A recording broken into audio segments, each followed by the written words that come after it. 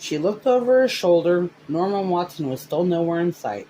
Chris put the shooting chart back and rifled quickly through the rest of the papers on the pitted and initialed scarred desk. Invoices, mostly for the crepe paper and the halfpenny nails.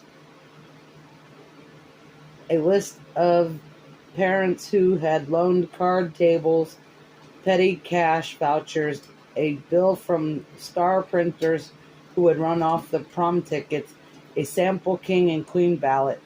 Ballot! She snatched it up. No one was supposed to see the actual king and queen ballot until Friday, when the whole student body would hear the candidates announced over the school intercom. The king and queen would be voted in by those attending the prom, but blank nomination ballots had been circulated to homerooms almost a month earlier. The results were supposed to be top secret. There was a gaining student move afoot to do away with the king and queen business altogether. Some of the girls claimed it was sexist. The boys thought it was just plain stupid and a little embarrassing. Chances were good that this would be the last year the dance would be so formal or traditional. But for Chris, this was the only year that counted. She stared at the ballot with greedy intensity. George and Frida. No way, Frida Jason was a Jew. That was so racist. Peter and Myra, no way here either. Myra was one of the female clique dedicated to erasing the whole horse race. She wouldn't serve even if elected.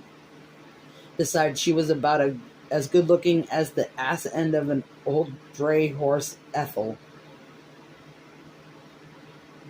Frank and Jessica, quite possible. Frank Greer had made all the New England football team this year, but Jessica was another little sparrow fart with more pimples than brains. Don and Helen. Forget it. Helen Shires couldn't get elected dog catcher. And the last pairing, Tommy and Sue. Only Sue, of course, had been crossed out and Carrie's name had been written in.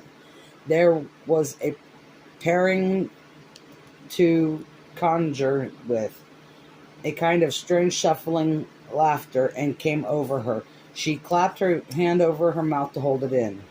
Tina scurried back in. Jesus, Chris, you're still here? She's coming.